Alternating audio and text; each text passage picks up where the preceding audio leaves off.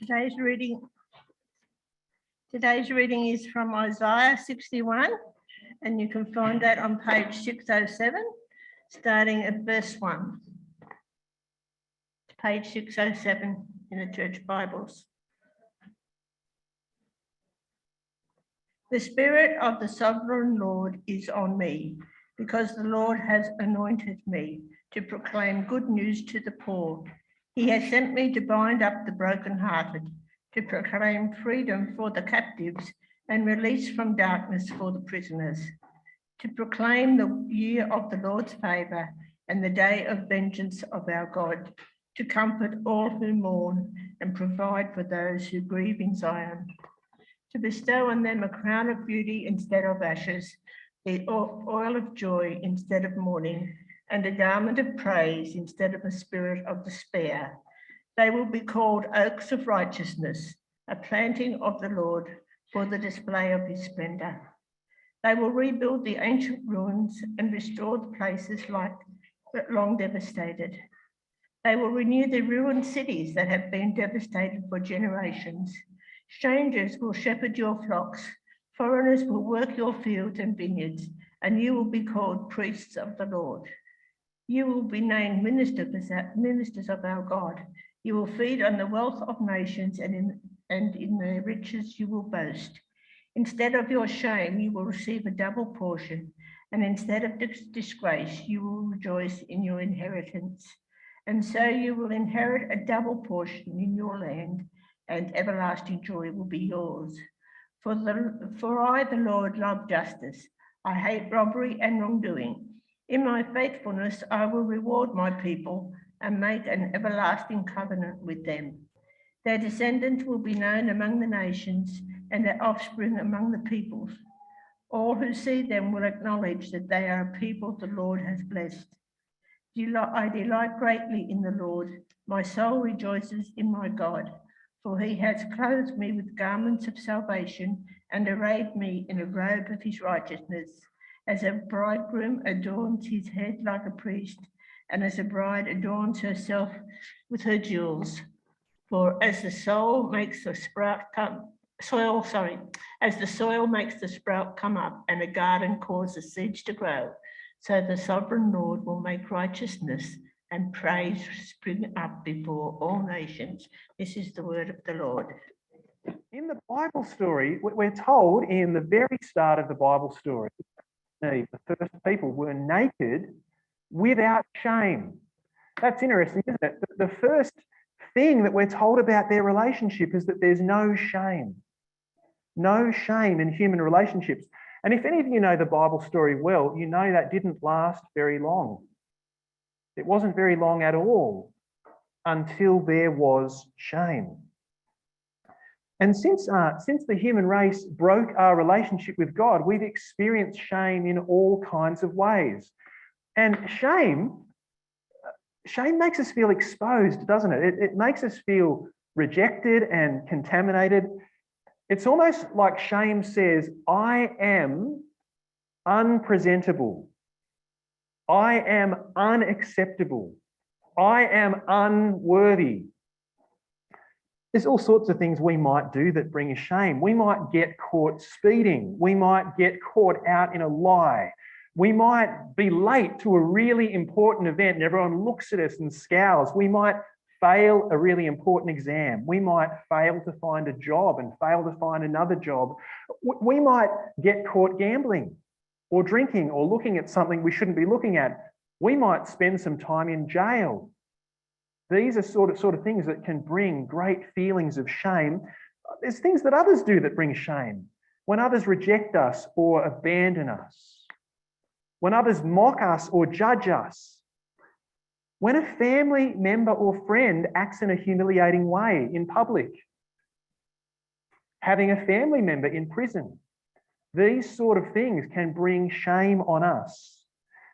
And sometimes shame will stick to us for other reasons. Like, for example, through no fault of your own, you might not have a mum or you might not have a dad. Maybe they died in a terrible accident and nothing wrong has been done, but you might be at a wedding and there's a mums and kids dance and you don't have a mum It's no fault of your own, but you feel tremendous shame through something that's not your fault. Or you might not have a partner or not have a baby when all of your friends do. Or you might have someone visit you unexpectedly and see your messy house. Or you might have a disability or a mental illness that's not your fault, but it can bring great feelings of shame. A shame is everywhere, and we can come up with some crazy ideas of addressing it, can't we? There's something that really puzzled me at a church, a couple of churches I used to work at. I was really perplexed. There were people that always lied. And some of them, I could never tell whether they were telling the truth or not. And it puzzled, why don't you just tell the truth? And they would lie about the most crazy things or the most things. Like, why would it hurt to say that you forgot our appointment and we're 10 minutes late? Like that's okay, but they would lie, they'd make up. And if you caught them out in a lie, they would tell another lie that was so obviously unbelievable. I'm like, what is going on? And finally, after years of reflection, I realized it's shame. It's shame. And it's just this desperate attempt to cover over feelings of shame in their life. They don't want people to know the truth about them, because if people knew the truth, people would see the stain. They just desperately don't want to be exposed. And if they are exposed, they just come up with compulsive liars are desperately trying to cover their shame. Well, friends, there is a real solution for shame. And my prayer today is that you would meet the solution for shame in Jesus, who has the power to take our shame away. And you may be familiar with the story of Jesus. You may be familiar that the story starts with him being born in Bethlehem about 2,000 years ago, a bit more than 2,000 years ago now. And in his life, he goes on a journey of teaching and working miracles, but that journey eventually takes him to a cross where he dies and a tomb where he rises from the dead. And then after rising from the dead, he does a little bit more teaching over 50 days or so and then ascends into heaven. And what I want to do today is first of all think about his journey from the cradle to the cross. And then later I want to think about his journey from the grave to glory, and how both of these stages in Jesus's life, if you like, his life before dying and his life after dying, actually deal with shame. First, we're going to look at the journey from the cradle to the cross as we see story after story of Jesus meeting shamed people and taking away their shame. Then we're going to think about, well, how is that good for us? I mean, Jesus isn't walking the earth at the moment. If he's in heaven, how can he help us today? But first of all, let's think about some of the stories in the Bible. I'm going to put up the passages if you want to look them up. You're welcome to do that if you'd like to. First of all, I want to share with you the story from Luke 5 of when Jesus met a man with leprosy. Now, leprosy was a skin disease. And what would happen with this skin disease is there was so much fear of other people catching leprosy that if you had leprosy, you weren't allowed in polite society. You had to wear rags, stay away from everyone, ring a bell and shout out, unclean, unclean, unclean. And so you were utterly shamed. And no one would touch you. Imagine that. No handshakes, no hugs, nothing. For years and years and years. But there's a story in one of the stories of Jesus' life in the Bible, Luke's Gospel, where a leper approaches Jesus. Jesus is in a town, and as he's in the town, this leper, this man with terrible skin disease, comes to Jesus. And this is an audacious thing to do because you're not allowed to approach anyone, let alone a respected teacher. But this man with leprosy comes close to Jesus. And instead of shouting out, unclean, unclean, he boldly says to Jesus, Lord, if you are willing, you can make me clean. See, shame actually makes us dirty. And for this man with leprosy, his shame was actually a rash all over his skin. And Jesus, you know what Jesus could have done? He could have said, get away from me, you filthy leper. That's what most people would have done. Or he could have said, oh, stand back. But Jesus does neither of those things. know what Jesus does? He touches the man. I mean, this is a man who wouldn't have been touched by anyone for so long. Jesus touches him. He says, I am willing, be clean. And the man is healed. See, what we see in Jesus is someone who cares enough to love the untouchable and see the unseeable.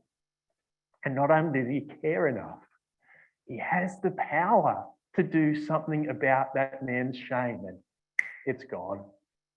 And that man can go and rejoin society with his shame taken away. There's another similar story in Luke chapter 8, and it's about a woman who had internal bleeding. Now, this woman had had internal bleeding for 12 years. Perhaps she'd had some pregnancy or birth complications, we don't know, but she had been sick for so long. And not only did she have the agonising pain and discomfort that would have come with that, there would have been deep shame, because blood in Jewish thinking actually made you unclean. Now, this woman is in a crowded street one day and she sees Jesus going by and she knows about Jesus and she thinks, if I could just touch the hem, yes, you know the story, Ellie. If I could just touch the hem of his cloak, I will be well. And she does it. She goes up and she comes through the crowd, and as he's going past, she grabs the hem of his cloak. And as that happens, Jesus, who touched me? And the crowd's like, everyone's touching you. You're in a mob. Come on. And Jesus says, no, I know power has gone out from me. Who touched me? And this woman comes to Jesus with fear and trembling. It was me. And Jesus says to her, daughter, your faith, your trust in me has made you well. And this woman who'd been shamed, she's honoured. You know what Jesus says? He says, go in peace. Go in peace. I mean, this woman hadn't known peace for 12 years. And Jesus doesn't just say go in peace. He has the power to give her peace by healing that internal bleeding. Here's another example. In Luke chapter 7, there's a story about Jesus honouring a woman who was shamed and dishonouring a man who was honoured. In Luke chapter 7, Jesus is eating at the home of a prominent Pharisee named Simon. Now, the Pharisees in Jewish culture were honoured very highly. They were very respected. But this is not just a Pharisee. This is a prominent Pharisee. This is an honoured person. And Jesus is there having dinner. But as Jesus is sitting at this Pharisee's table, a woman arrives. And this woman, we're told, is a sinful woman, and quite likely that means that she was a prostitute, but we can't be absolutely sure about that.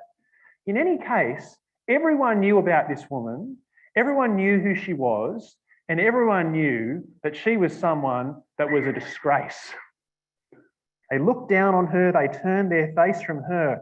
Now, quite likely what's happened is this woman has heard Jesus teaching and she's seen what he's doing, and she has placed her trust in him to some extent. And she's just got this affection for Jesus, seeing the hope that he holds out even for someone like her. And she has an extraordinary response to Jesus. Now, at Jewish tables, you didn't sit at the table around a chair. You would have reclined on a couch. And so Jesus might have been sitting at the table like this, and his feet would have been out there for all to see. And this woman comes in and she approaches Jesus and she kneels down and she's got some perfume and she's actually weeping tears. And as she weeps, her tears fall on his feet. And she starts washing his feet with the perfume and drying his feet with her hair, which is a pretty full-on act to do. It's quite an extraordinary response that she has to Jesus. And Simon, the Pharisee, is quite horrified by this. And he says, if this man really was from God, he'd know what kind of woman this is. He'd know that she's a sinner. And Jesus actually knows what Simon is saying. Jesus, in his heart, knows what Simon is thinking. And so Jesus says this to Simon. I'm going to read to you from Luke chapter 7, verse 40. Luke chapter 7, verse 40. Simon, I have something to tell you. Tell me, teacher, he said. Jesus says, 2 people owed money to a certain moneylender. One owed him 500 denarii and the other 50. Neither of them had the money to pay him back. So he forgave the debts of both. Now, which of them will love him more? Simon replied, I suppose the one who had the bigger debt forgiven. You have judged correctly, Jesus said. Then he turned towards the woman. Do you see this woman? I came into your house. You did not give me any water for my feet, but she wet my feet with her tears and wiped them with her hair. You didn't give me a kiss, but this woman, from the time I entered, has not stopped kissing my feet. You did not put oil on my head, but she has poured perfume on my feet. Therefore, I tell you, her many sins have been forgiven, as her great love has shown. But whoever has been forgiven little loves little. What Jesus does here is he honours the shamed woman and shames the honoured Pharisee. You see, in Jewish culture, if you had someone round for a meal, you provided water for their feet to be washed. But this guy ignored Jesus' feet. He sought to shame Jesus. The woman washes them with her tears. This man did not give Jesus the customary kiss of a guest. This woman has not stopped. She's still kissing Jesus' feet as he's speaking. This man spared no oil for Jesus' head, which would be a normal expression of honouring a guest. This woman used expensive oil on his feet. Now, Simon at best shows indifference to Jesus, but really I think he's seeking to scorn and dishonour Jesus. This woman shows outrageous, deep love and honour for Jesus. And in response, Jesus honours her. She has been forgiven a lot. Simon has been forgiven little. In other words, this woman, humbled by her sin and moved by the power of Jesus, honours him in love and finds forgiveness. But Simon, in his pride, stands in judgment over Jesus and in his pride finds no forgiveness. Jesus honours the shamed woman and dishonours the proud Pharisee. Here's one more story. By the way, he says to this woman as well, go in peace. Your sins are forgiven. He restores her. He makes for new. One more story. In Luke 19, there's a tax collector named Zacchaeus. Everyone hated tax collectors because they would rip off their local country people, the Jews, and they would pay the taxes to the Romans but keep a bit for themselves. And this guy wasn't just a tax collector, he was a chief tax collector. He wasn't just a jerk, he was a chief jerk. And everyone would have hated his guts. And not only that, Zacchaeus was a very short man. But one day Jesus is in town and Zacchaeus wants to see Jesus. Now, everyone is wondering who is going to have lunch with Jesus today? Whose home is Jesus going to go and eat in? Now, Zacchaeus, he can't see because he's short and the crowd's tall. And so what he does, he runs ahead. Actually, it's a really shameful thing to run for Jewish people. Then he does something even more shameful. He climbs a tree. Jewish people never climb trees. And he climbs a tree, a sycamore tree. Now, sycamore trees would have grown something like 100 metres outside of the town. So this is what must have happened. Jesus must have passed through the town and everyone's wondering who in Jericho is having Jesus round for lunch today. And Jesus would have walked through the entire town and then he walks the next 100 metres until you come to where the sycamore trees are and looks up to this guy, Zacchaeus, in the tree and says, Zacchaeus, come down. I'm having lunch with you today. I mean, my goodness. The lengths that Jesus went to find Zacchaeus and honour him. But Jesus doesn't just honour Zacchaeus so he can feel good about himself. I mean, Zacchaeus has brought shame on himself by ripping off his country people. But the wonderful news is that in meeting Jesus, Zacchaeus is transformed. He says, I'm going to give my money away to the poor, and anyone who I've ripped off, I'm going to pay them back 4 times the amount. And Jesus says, salvation has come to this house. This is a true person. This is a true member of God's family. I want to show you, can you see time and again, you see this is a Jesus who sees the people that no one else sees, who notices the people that no one else wants to notice. He cares with deep compassion, and he has the power to do something about the shame of these people. Let's if he exchanges their shame for honour, what can Jesus do for shamed people today? And we've spoken about Jesus' journey from the cradle to the cross in his life in this world 2,000 years ago, the way he engaged with there's lots of other stories. Now we're going to focus in, okay, now that he's risen from the dead, how can he help someone like you or me in our story of shame? And here's the big point. Here's the big point. Because of what Jesus achieved by dying on the cross and rising from the dead, because of what he achieved by doing that, he can take away the shame of any person who puts their trust in him. That's the big point. I want to show you a significant verse from the Bible about Jesus and how he deals with shame. Listen to this. This is from Hebrews chapter 12, verse 2. For the joy set before him, Jesus endured the cross, scorning its shame, and sat down at the right hand of the throne of God. See what actually happened? When Jesus died on the cross, he was shamed massively. He was stripped naked and whipped, and he hung naked on that cross in humiliation as he died. But why did Jesus do that? Why did Jesus look shame in the face? Why did he endure the pain of being nailed to that cross? Well, he did it to save people like you and me from shame and from more than shame. And the great news is that anyone who trusts in the Jesus who did that has their shame taken away. Some of you would have heard before, one of my favourite stories of this, or illustrations of shame being reversed, is from the book Les Mis. And in Les Mis, there's a little girl named Cosette. And Cosette, her mother was seduced by a rich man. She gets pregnant, and then he abandons her. And she's in desperate straits. And so she asks an innkeeper and his wife to take care of her daughter, and she'll get work and pay them. But they keep charging her more and more and more until in desperation, she works herself so hard and in such terrible ways that she dies. And after she stopped sending the payments, or even when she was sending the payments, the innkeeper and his wife treated Cosette terribly. They would treat their own daughters like princesses, but they would make Cosette a slave. And she was treated like the scum of the earth. They would beat her and yell at her and make her do chores. Their daughters had beautiful dolls. Cosette had nothing. Their daughters had beautiful clothes. Cosette had rags. And the hero of the story is Jean Valjean.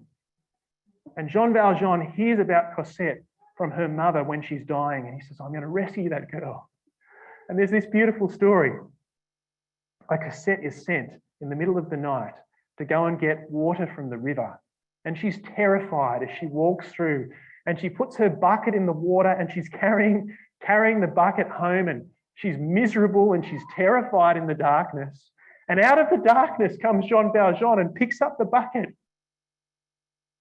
And that's the moment that everything changes. You know, the first thing that he does for her when he gets back to town, he buys her the best doll in the toy shop and gives her a doll. And he goes into the innkeeper and says, I'm going to pay you whatever money I have to because I'm adopting this girl from this moment. And she becomes his daughter. And he honours her and treats her like a lady and gives her fine clothes and does whatever he can to protect. You see, it's just a beautiful story of someone who's trapped in shame and someone else comes from outside and rescues them. And it's a beautiful story that's made up, by the way. It's not a true story. It's a novel or a movie. But I want to now talk about the real story of Jesus doing much more than carrying a bucket for us, saving us from shame. Now, how is it that Jesus saves us from shame? Well, there's heaps of ways he does. I want to give you 3 pictures from the Bible. The first is this: he gives you a new look. That is, he clothes you with new clothing. See, friends, shame sticks. Whether it's the things that we did or the things that were done to us, shame makes us feel unpresentable, stained, unclean, defiled. But when Jesus died for the sins of the world, he gave his right relationship with God to all who trust in him. It's like he gives us brilliant new white robes to wear. Now, you may be someone who's always telling lies, desperately trying to hide your shame from others. You may be someone who tries to bury your shame in drugs or alcohol or entertainment. You may have a criminal record. You may have never been able to hold your family, your job, or your life together. Maybe you have been sexually abused. Maybe you've got shame for that reason. But if you trust in Jesus, Jesus' death doesn't just cover over that shame. He washes it away for all who trust in him, and he gives them brilliant new white robes to wear. There are some sleeves in this thing somewhere. Oh. So when God looks at a Christian, he doesn't see the stain of shame. He sees the glorious righteousness of Jesus. A new look, a pure look, a shame-free look. Here's the second thing. Jesus offers you a new identity.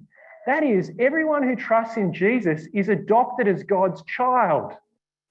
In the novel, Jean Valjean adopts Cosette. It's even better to be adopted by God the Father. And here's my certificate of adoption as a Christian. It says this: this is to certify that David James Morgan has been formally adopted into God's family by God the Father. He is therefore entitled to all the privileges due to a child of God, certified by the blood of Jesus and sealed by the Holy Spirit. Now, if you are a Christian, you've got one of these. If you are a Christian, you have all of the privileges of being a child of God. What a great honour that is. What a great honour to be called a child of God. And one of my favourite Bible verses, 1 John 3 verse 1, see what great love the Father has poured out on us, that we should be called the children of God. And that is what we are. If we trust in Jesus, if we love Jesus, we are God's children. What greater honour in the world could there be than that? Here's one more thing.